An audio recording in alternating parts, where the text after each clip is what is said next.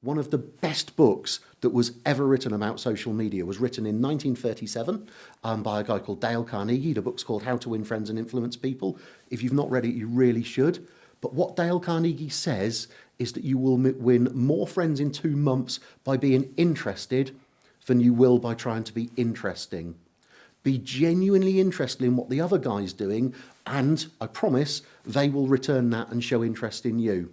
The way that you do that in the social media world is so simple.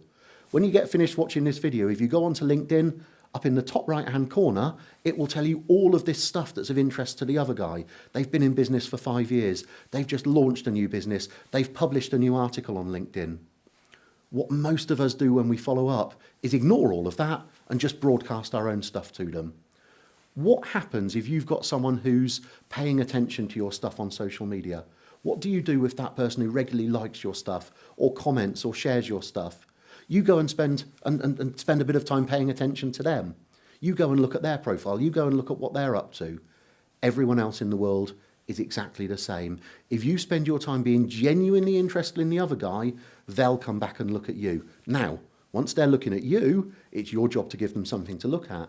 It's your job to be there. It's your job to respond. It's your job to go personal and reply personally to everyone who responds to you. But following up isn't just about following up. It's about being there and being there constantly when people are looking, so that at the point at which they start to think about buying from you, you are there and you are visible.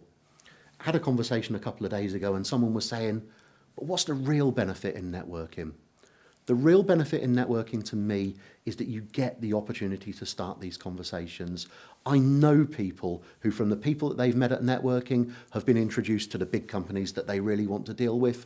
I know people who've genuinely built their business.